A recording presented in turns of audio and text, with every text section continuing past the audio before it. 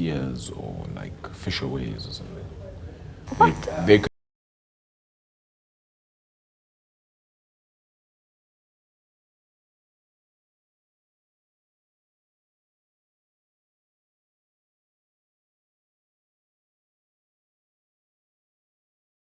Like 6 months.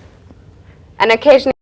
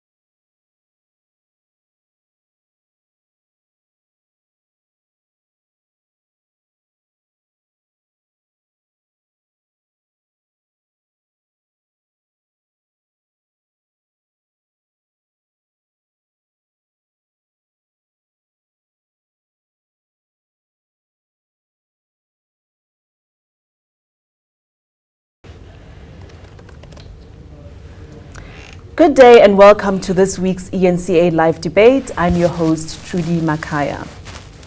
Too many working South Africans are broke. They can't keep up with their expenses and they're also facing a mountain of debt that they have to service every month. From e-tolls to electricity tariffs, the burden is not getting any lighter going forward. How did we get to this cost of living crisis? And more importantly, how do we get out of it? To help us think through this situation, we have our panel of esteemed guests. We have Arabile Gumede, who is eNCA business anchor. We have Sanelisiwe Khanchu, who's an analyst at Liberty Investment. And we also have Mteto Chemese, who's a clinical psychologist. As always, Aaron Bates is on hand with your comments, your questions, and anything you'd like to share with the eNCA live community. So cost of living.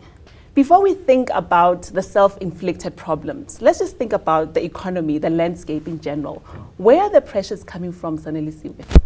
Look, the pressures are coming from what's described in really technical terms as core inflation. So we're looking at the cost of food, basic needs, cost of fuel, and if you don't have a car, the cost of public transport would necessarily doesn't go down when the petrol price goes down. So core inflation, core problems. Your basic day-to-day costs are really what's affecting consumers. Obviously, at a varying sort of degree, because you have LSM groups. Higher the LSM, you regard it as wealthier, and the lower the LSM, you regard it as poor, lack of a less PC term. But it really is each to their own in terms of their experience with inflation, and just coming from coming from a legacy, taking from the outside in, coming from a legacy from 1994 today, looking at the macro situation from how finances were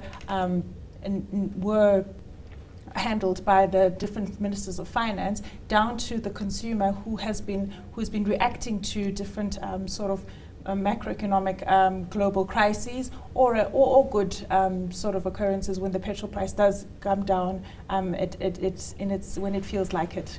At least that's how the consumer feels. So consumers are affected differently. Arabile, in your reporting, what are the kinds of indicators that you're seeing that are just going in the wrong direction? There's generally everything though, Trudy. Everything from business confidence to consumer confidence to just so that those indicators themselves just outline the sort of negative sentiment that people are just feeling towards the local economy. And with that then being said, you need to understand that people live off feelings, live off emotions before they live with real life situations. So, for instance, an example is just the JSE itself moves purely on emotion, if you were to look at it really fundamentally.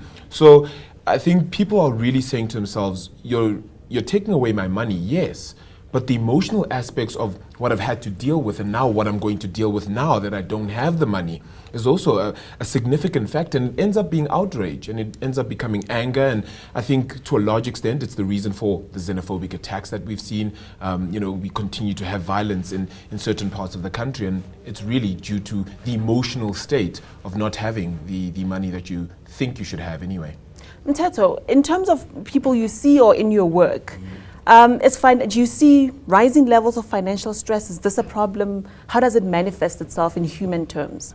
Well, sadly, it doesn't come as a problem that's related to money, because to a large extent, a lot of couples don't really talk about finances in their relationships, even though finances do affect the quality of the relationship.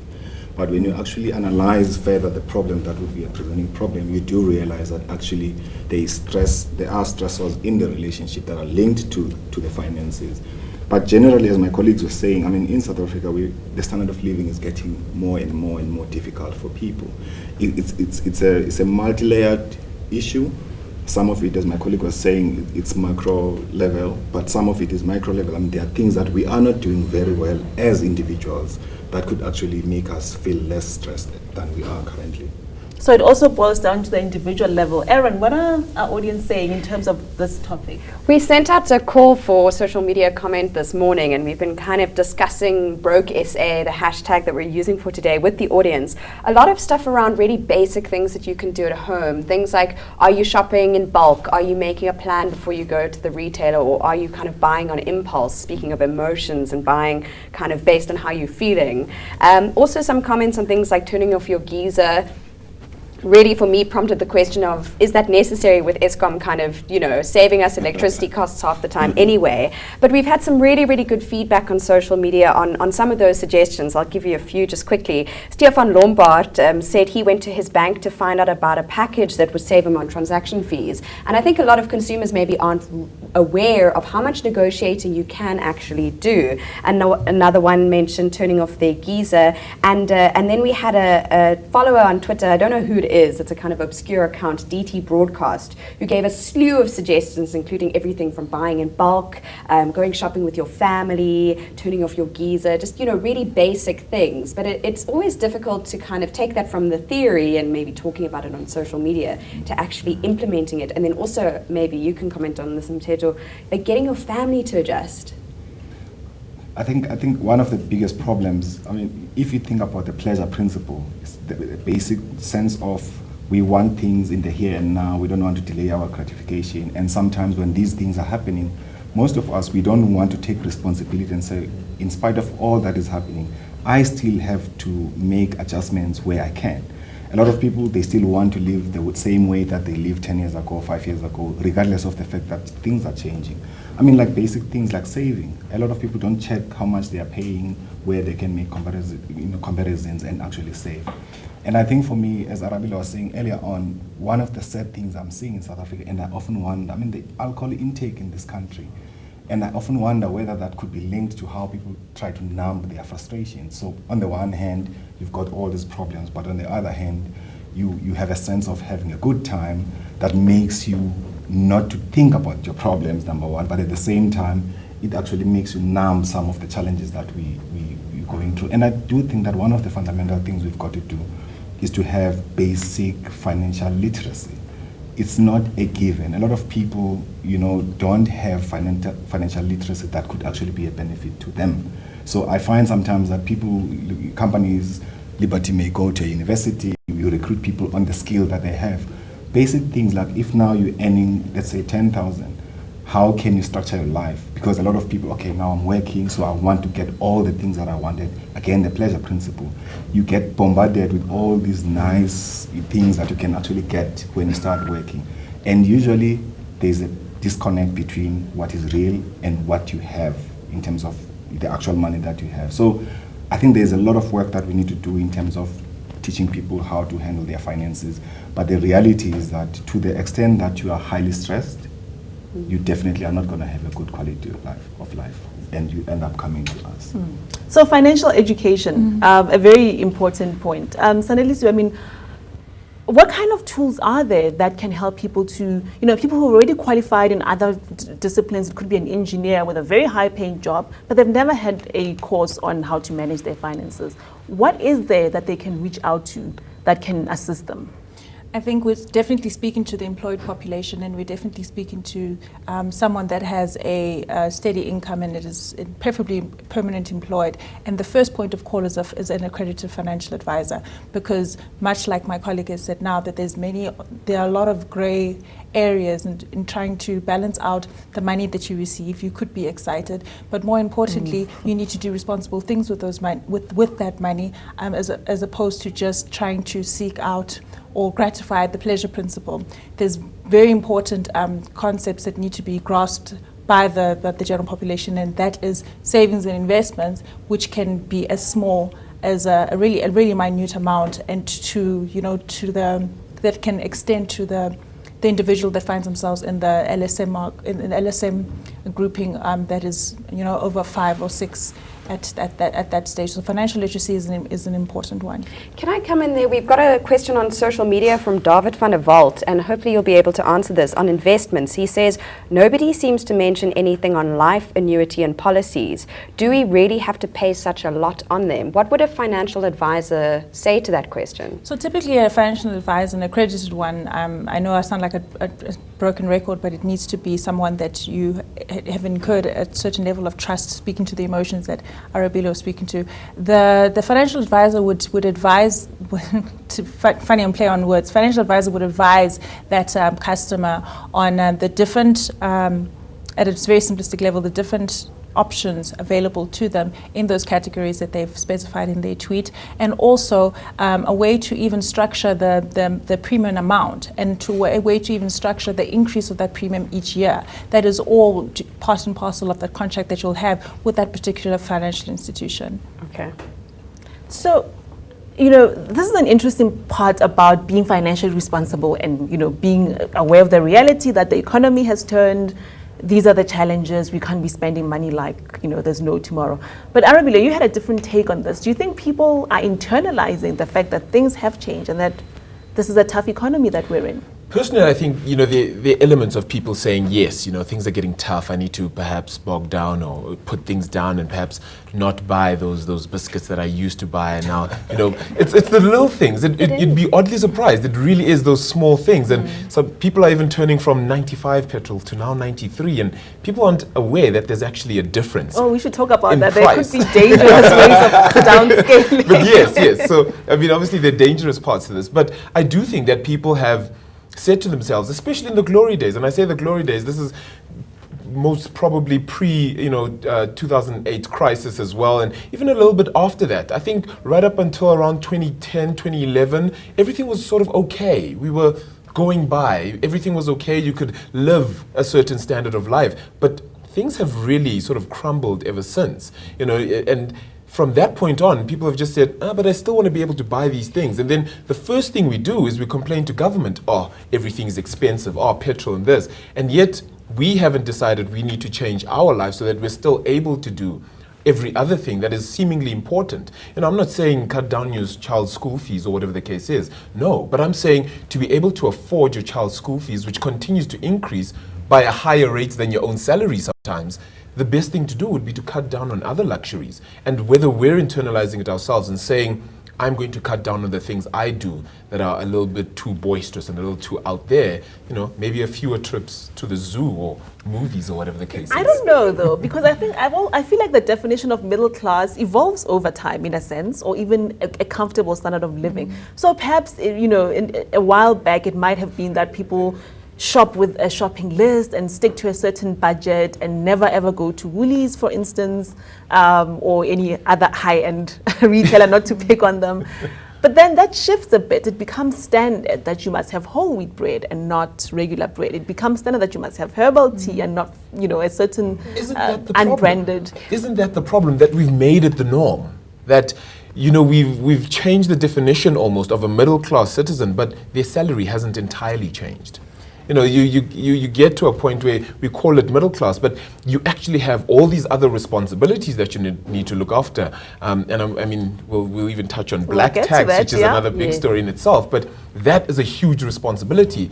And in that, then you still want to maintain the whole wheat grain sort of lifestyle, and sadly, you're not able to, and you think to yourself, government needs to do something here, but maybe it starts with me.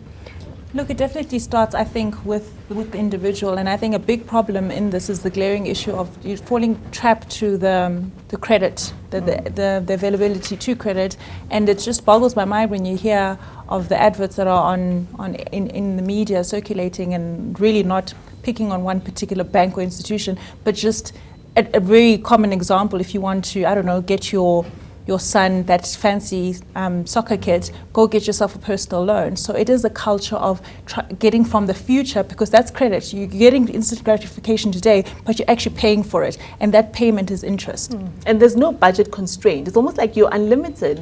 What you want when you want it. Look, not necessarily, because there are crackdowns on unsecured lending and the demise of African Bank. But I think internally and mentally the consumer thinks that you can just do this, and at the same time what Arabella was saying, that you want this lifestyle, you only have this pie. And if you're living by yourself, this pie is all yours. If you've got a spouse, this pie is going to be shared between you and your spouse, and so forth with children. And I think how the middle class has transformed, it's evidently become more black in the inclusion of the new political dispensation since 1994. So that's the evolution of the middle class from just a demographic point of view, and also that evolution comes with the evolution of economics, evolution of inclusion in the labor markets. You've got more people working, but there's this worrying, in my opinion, characteristic of the South African consumer, in that they just generally want to borrow from the future for instant gratification, and not really seeing, because there's no bad credit, there's bad credit and there's good credit. If you're going to be borrowing for your child's education as opposed to getting really fancy shoes, that's a rational sort of argument to make in your own mind. But when you are literally not paying a home loan and getting a fancy car, why not pay a home loan and get a modest car? It's those trade-offs that we find out that the consumer really needs to really dig in, because it's really not that difficult, especially if you're going to consult an accredited financial advisor to help you out with these pressures, that the pleasure syndrome that you speak of. If we can come back to the pleasure syndrome, there's been a lot of talk about food on social media. You mentioned biscuits. Coffee came up, go for Rick coffee. And people saying, but Rick coffee is not real coffee. And it's so true. We don't know what real coffee is. Look, I don't have these coffee worries. I don't. If you're a journalist, though, a certain way. I also don't have coffee worries. A real cup of coffee, real coffee, like filter coffee can cost anything between 25, 30 rand a cup. And it's like, well, if you get instant, you're saving a huge amount of money there. But then there's the status thing, and is it as strong? Is it going to keep you awake as long? We've had some other ones in food as well, not biscuits, Arabella, but other kinds of food.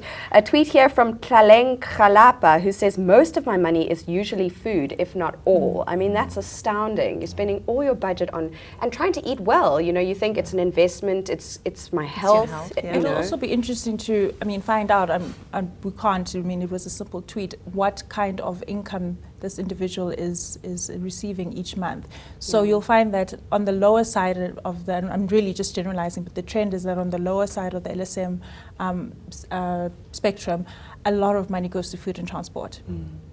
And here, another one about that, talking about food and petrol costs. So it's exactly what you're saying. That tweet there from Lwazi, who says, these are unavoidable costs. If you're on the breadline, you've got to get food. If you're working long hours, you can't necessarily cook, but you need to eat because you might be doing manual labor. It's kind of this endless sort of snowball of just trying to get by.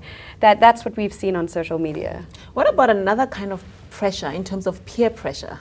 Well, I'm glad you're asking that question, because, part of what we need to do, colleagues, I think we need to appreciate that South Africa is a country in transition.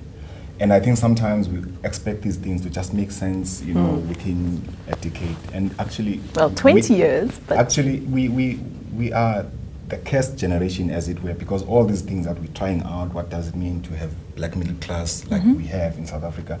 Most of the things are coming from a population of people who are deprived and undermined and and pushed aside from economic participation.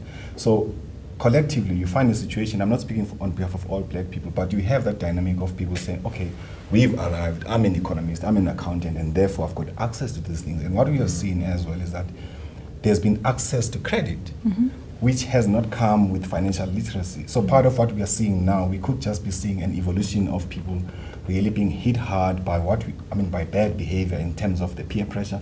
I look at the car that I often make this example. I look at the first car I bought.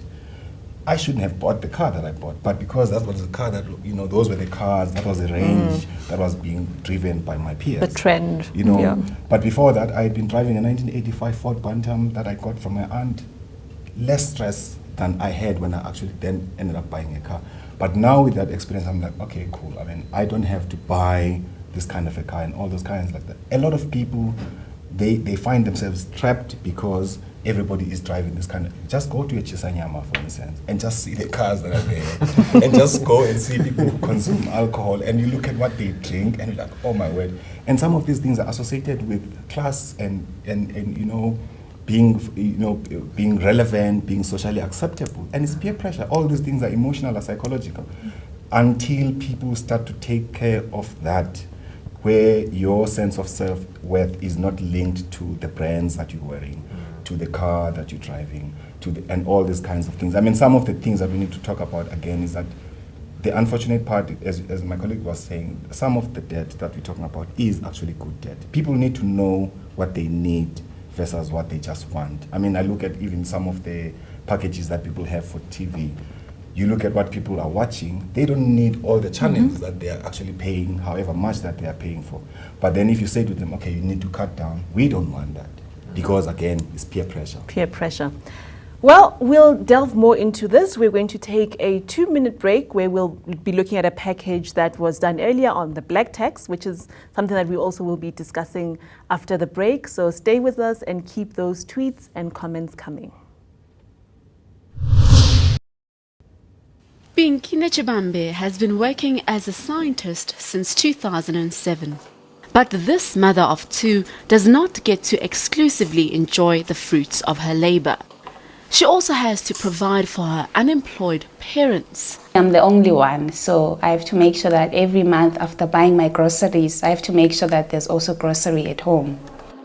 Nechibambe is one of millions of black South Africans who have to pay what's known as black tax. But just how much does it affect her standard of living? Well, let's say, for instance, that this burger represents her monthly salary. On average, just over 10% of her earnings go to her family, leaving her with this to meet her own needs. But what is this special tax? If you bring a child to this world, you can't burden them to say, you must take care of me. Yes, they can support you, but even in the taking care of you, it must be negotiated. Nechibambe says she pays black tax because she can't just stand by while her parents drown.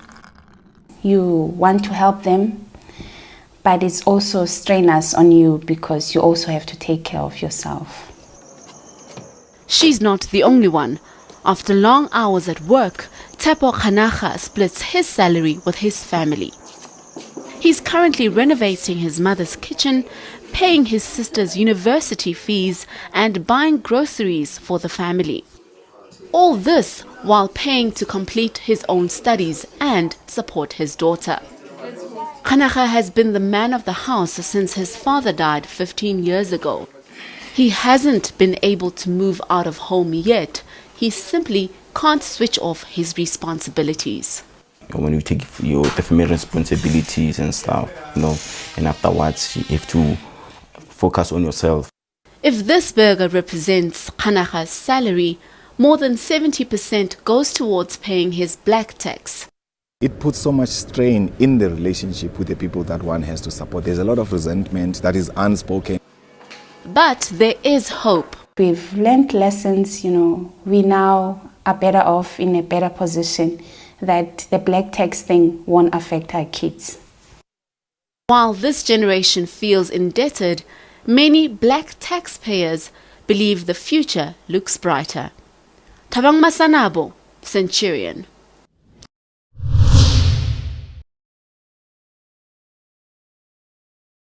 So here's this thing called the black tax. We flighted the package that was shown on the channel a few weeks ago, and it really sparked a debate around really transfers from one's budget that one would be paying to relatives and other people that one has commitments to support them.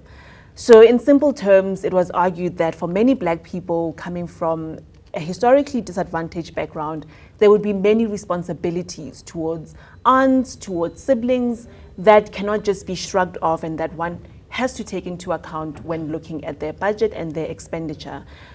And so we asked, is the black tax real? And most of the response was that yes, it is real in the sense that many black people have more of a burden or more of a responsibility in terms of meeting those costs in a way that a middle-class white person would not necessarily have the same kind of burden. They might have discretionary funds that they give to their relatives, but it's not a need. It's not that somebody's going to starve if they don't make those transfers.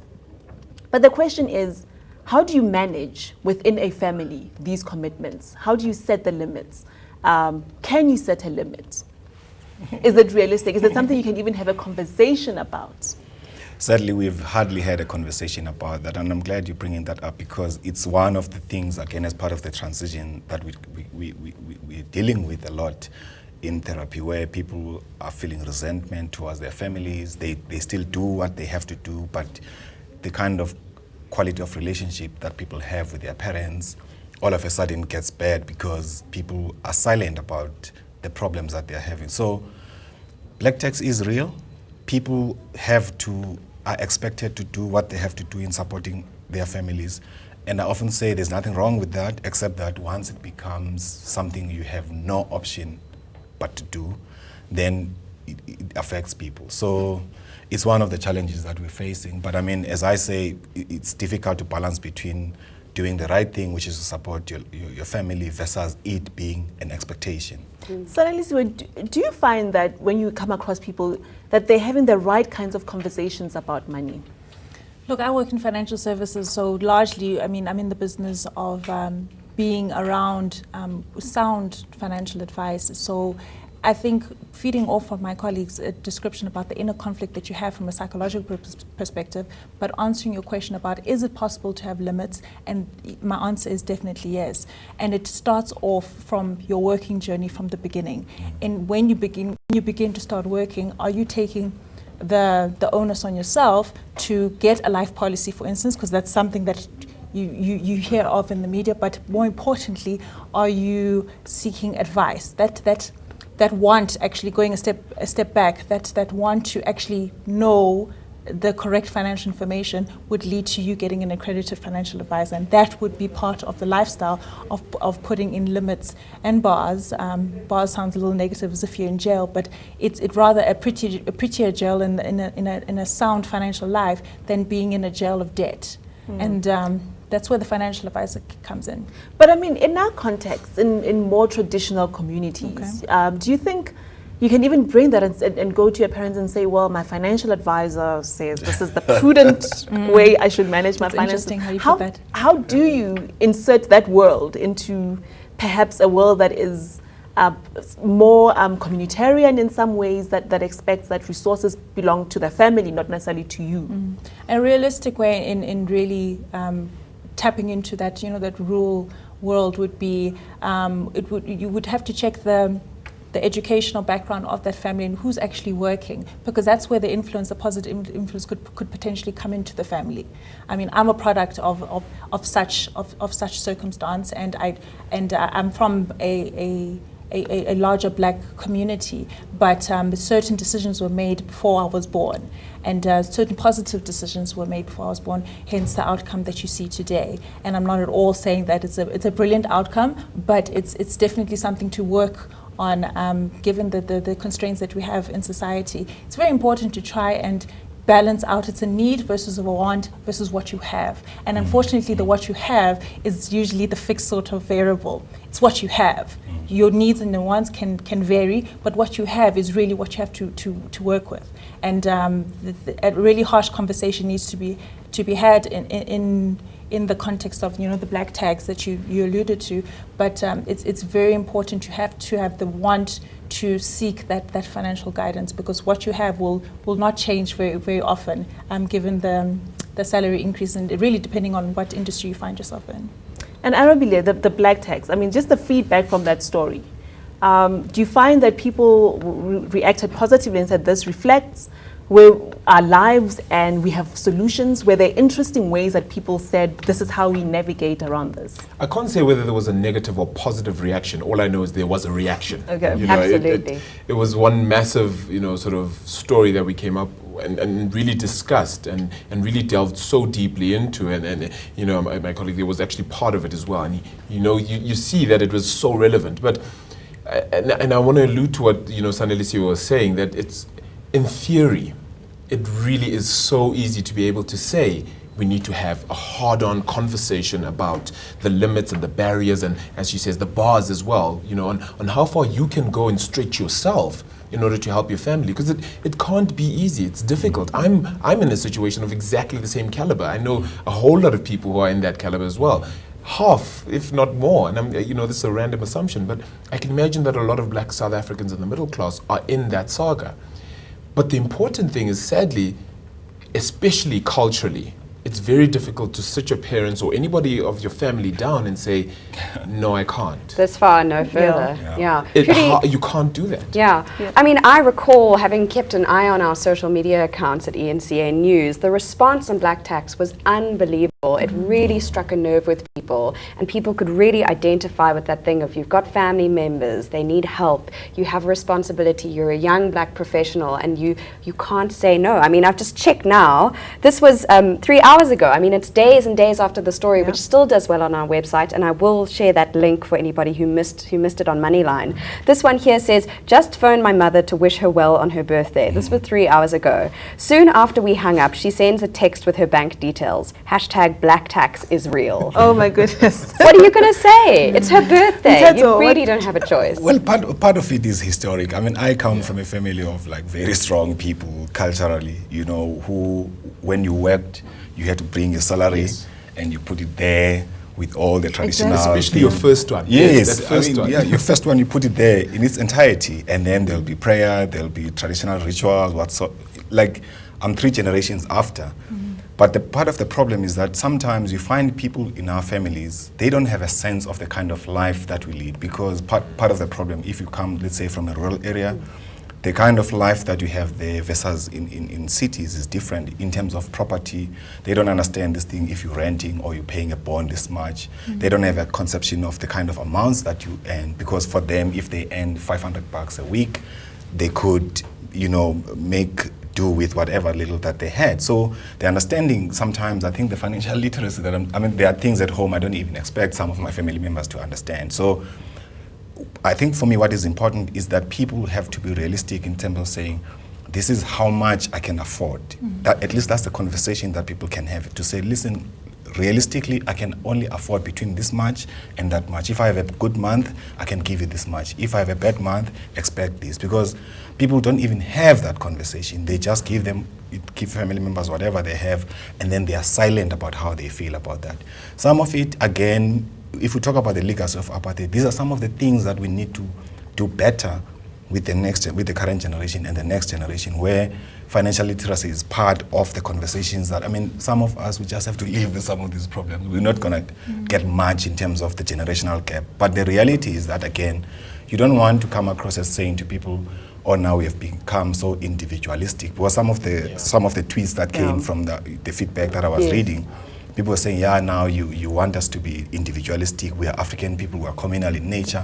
Cool, you are communal, but I mean, you've got your own life. I mean, just one quick example I want to make. There was a colleague of mine, highly educated, a specialist doctor, who was earning her salary. She had to take the entire salary to her mother, and the mother had to give her however much she would give her that month to live. Like an allowance almost. An allowance. And that person could never have relationships, because part of the problem, people couldn't understand, how is it that you are an adult but your mom, but for her, she was silent about the fact that, you know, she felt however way she felt, because that is what was done at her home. So that's an extreme case, I know, but I think part of the, maybe with shows like these, part of what maybe we need to do is to do a lot more outreach to help people to find ways of negotiating and communicating. And again, unfortunately, in lots of black families, what I've seen in therapy, we don't talk about, we don't have difficult conversations, whether they're about sex or about getting married or about relationships. So part of what I would suggest to people is that we need to have a culture of having difficult conversations without feeling disempowered. Okay, so difficult conversations, but I wanted to push back a little on that. I actually argue, I won't mention, in a business daily today, about the fact that sometimes the assumptions we do make about the black community can actually also be self-defeating. Yeah. So for instance, I grew up in Hammanskraal, which people have very stereotypical views about, but with amazing role models in terms of wealth and finance, like either ordinary people who found a way to pool their resources and build massive, beautiful houses, but lead very quiet, ordinary lives, or even, you know, the really rich, you know, Habakuk Shikwanis, Herman Mashabas, who are a bit exceptional, but still. And I almost feel like today's generation, do they have the right financial role models of success in terms of, you know, what we sell as the good life?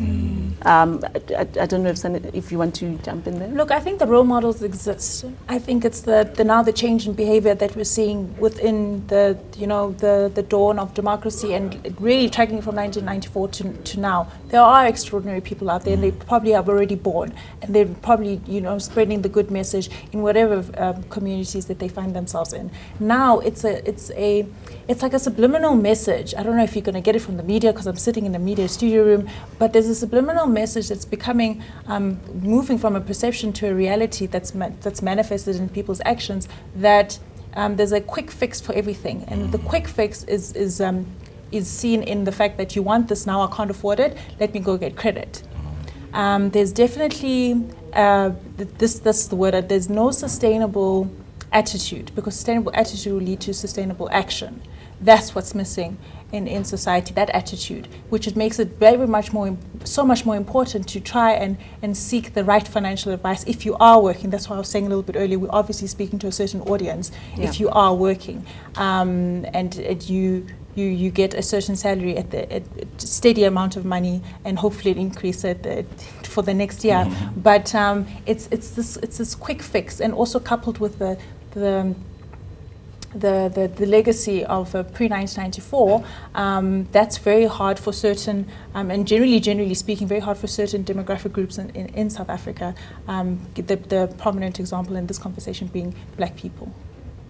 Arabile, touching on the media point, do you find that in the stories that we tell, we are glorifying and sharing the correct sort of stories, or is it also about, you know, parties and sushi eaten in interesting ways?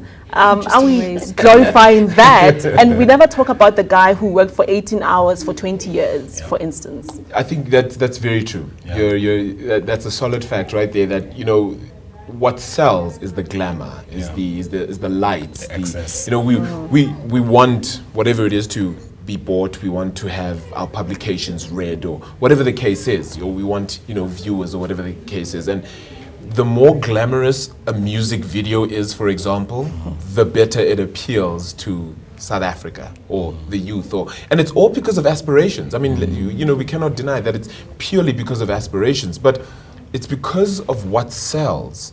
It needs to be a really dramatic story that, oh, this person came from like the streets, and, you know, then we add some drama and flavor to it, but we never really talk about just the average South African who's just working and gritting their teeth every single day just to get that salary, to be able to pay off that black tax, you know, or whatever the case is. And sadly, because again, peer pressure, they end up at a shisanyama, and they've bought a car they can't actually afford, and they end up, you know, buying things that they can buy but not necessarily afford, which is, you know, a major thing that I think we also need to be looking at as South Africans. Yeah, I mean, you certainly see that with our audience numbers on eNCA.com. You see that with stories about wealthy South Africans, businessmen, you know, the richest stars. Those are the kinds of stories that attract the numbers. People want to see that. And the sad thing is there's a degree of fantasy, there's a degree of kind of aspiration there, but it also underplays the values of like that solid person who's supporting 8 relatives, drives an old like Ford Bantam or whatever it is, and doesn't splash it. It really isn't, you know, as appealing as a story. But I think interesting thought. Sorry, I'm so sorry. Go ahead. No, I think we should. I mean, I like what you're talking about, the sustainable attitude on things. Like, there's no quick fix. And sadly, I've been watching. Sometimes I watch TV. Like, what are the trends? I'm interested in youth culture and youth identity. Some of the up and coming popular youth programs on lifestyle, they are so excessive. They portray even like successful young South Africans, like you just check what they are branded to be. You hardly hear about them and their life stories of who they are. They've got like 8 jobs, however many jobs that they have. This is who they are. And it's like, yo, wait a minute. If I'm from Hammanskraal, you know, can I see that being realistically something that I could achieve? if I work hard, like hard work has been removed from the equation. Like everyone wants to, Hustle. be part of this life, quick fix, and then you're gonna get that.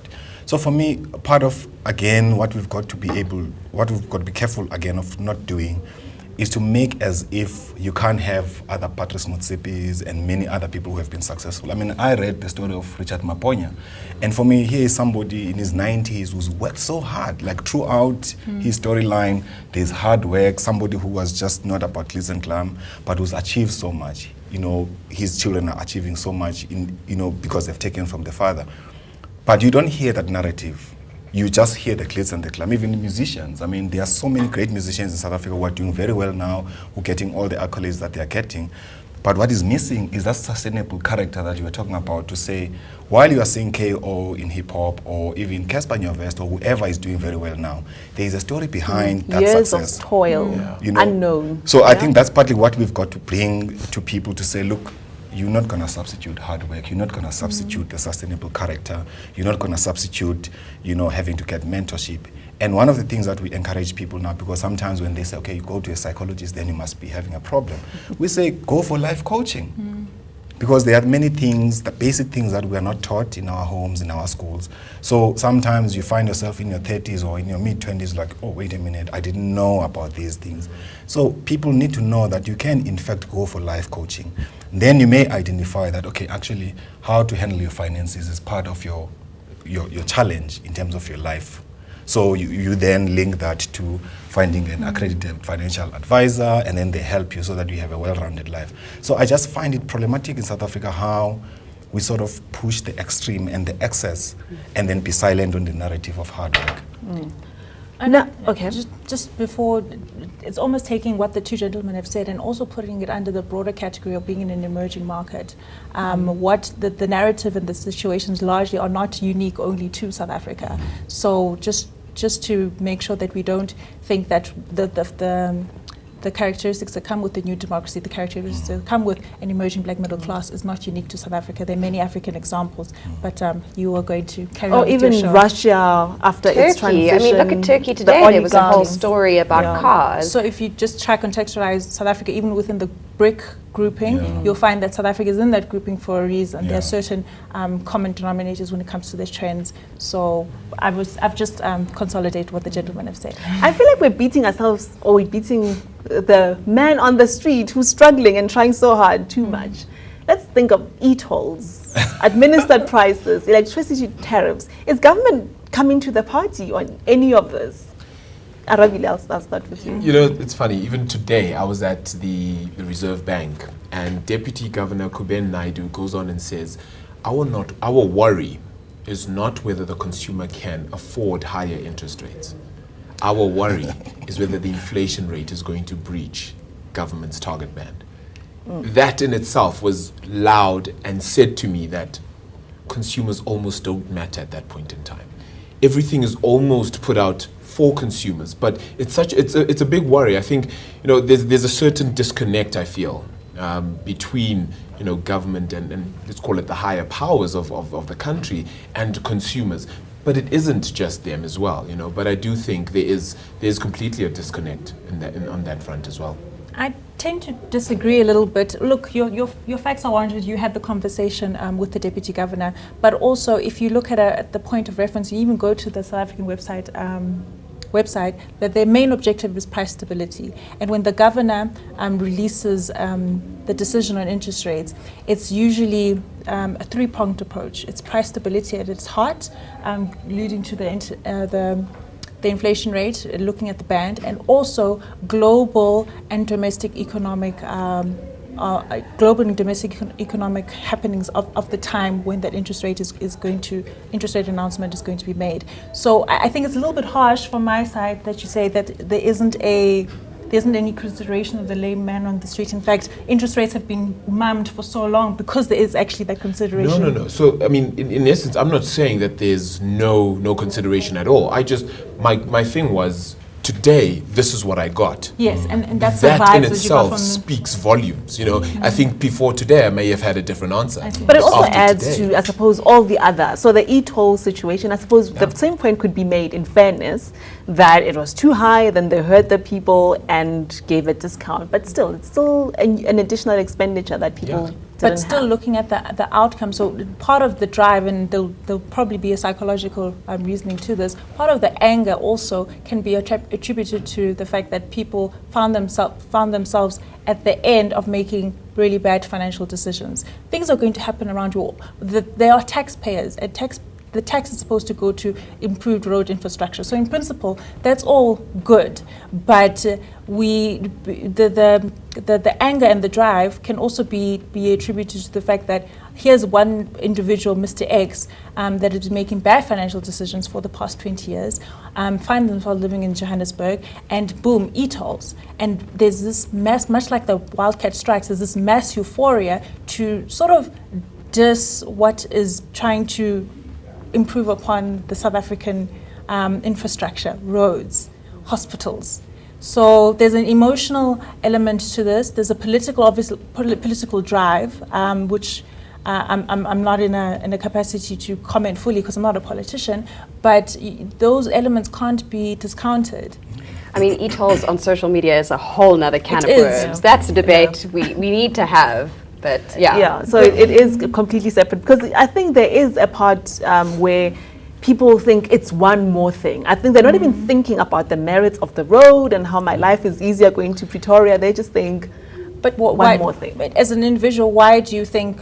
I'm not the interviewer, but why do you think that there's that prevailing attitude that there's one more thing? There's the responsibility and accountability is something that also needs to be pushed in society. If you have not been conducting your finances responsibly, we're not saying that don't debate upon the introduction of e-tolls, but it's for the broader and greater good. Look, I mean, I think we need a topic on its own. I think I want to touch quickly on the disconnect between government. I think sometimes having the right information and having the right vision for the people, politics is perception.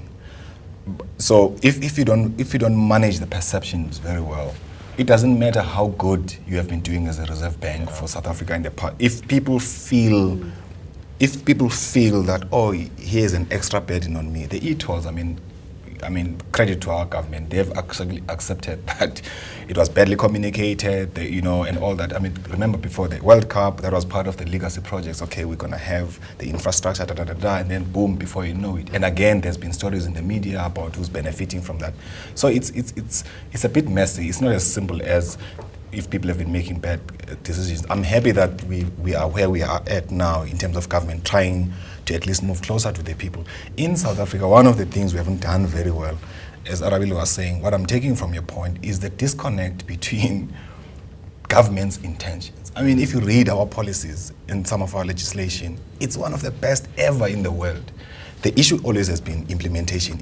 And sometimes when you see people, banning schools, banning clinics, you're like, wait a minute, these are meant to be yours. So there's been that disconnect where people, after 1994, whatever was promised, a better life for all, versus what is your role and your responsibility, which is where I think you have a fair point to say we also need to make good decisions, whether those are financial decisions or not.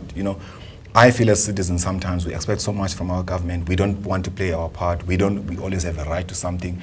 And again, you ask people, you want a crash, but you're banning a library. Yeah. How is that helping you? So there has to be that bridging of that disconnect. And I do think that even in terms of government trying to help us, whether with our finances, whether with playing our role as active citizens, we have that disconnect. And I do feel that even when it comes to this financial literacy or the kind of show that we're doing, I would like a situation where you can take her to Hammanskraal. Government says, okay, what is important is that people must understand their financial responsibilities. Let's get somebody from Liberty to come and talk to the community. What can they do? It starts with the kids. If you have 2 rands for your lunchbox, how much, can you save versus, if you just use that 2 rands to buy sweets. I mean, I know it's a very foolish example to make. It's not very foolish at all because it starts at grassroots levels. Yeah. So some people in a home situation end up seeing financial matters when there's problems. So you have no context between what was it like before problems, what was it in the same breath, what was it like in the beginning. That is literally carving it from the beginning to mold a financially even savvy individual in the future. And education has a huge drive in that, either be through road shows or through a formal education system that can eventually get you into the labor market. Not even having a conversation about entrepreneurship, but that's it starts there. So I just wanted to let you know that wasn't a meaningless example. Basically, no more. No more. There's always more to know. eNCA's hashtag. There's always more to know. There's No always more more debt, to know. no And you more need about to know it. finances. But COSATU, interestingly, on our timeline, have a completely different take on all of this. They say people are being paid poverty wages, there's a problem of inequality, and therefore people are broke because of the challenges in the economy, unemployment, inequality, low wages. It's a fair point, Your but they're take also on doing that? their job. It's a fair point, but COSATU has been part of the Tripartite Alliance, so it can be that they distance themselves from what has been happening. Yes, I know there's a lot of lobbying that's taking place there. Yes, I mean there is inequality in this country, and I think sometimes I find myself, leaning more towards understanding the pressures that people are feeling, because ultimately, whatever we say, whatever policies we have, I mean, if people on the ground, they feel pressured, and extra additional e-toll this or whatever, petrol price going up, puts pressure and stress on the people. Okay, final words, Arabile, and then I'll give you the last word. I think basically from the onset, yes. I think to sum up what everybody's really said, and it's fully in agreement, it is up to everyone, to play their role. It's not, we can't keep calling on government to say, you need to help, give me a helping hand here, you need to do that. Yes, government has its flaws, but they're just like us. They're just called upon by us to lead us. It's such a tricky and difficult situation. So we need to take responsibility for our own actions to begin with, before we can then call on government and say, but you're not playing your part. So let it start at home. At home. Sonalisiwe, your final word? Look, finances and budgetary matters form one component of each and everybody's life, and each and everybody's life is very different from the next person. So it's usually the whole saying that money makes the world go round, and make sure you treat that money with respect so it can take you into the future. Thank you. That's all we have time for. It has been quite a lively debate also on our Twitter feed and on our Facebook pages. Are we a broke nation, and what are we going to do about it? And as our panel has said, we have to empower ourselves, equip ourselves with the information, and also develop a different kind of relationship with money and have different kinds of conversation with our families and our communities. See you next Tuesday, 1:30, #eNCALive, and you can also catch us on eNCA.com.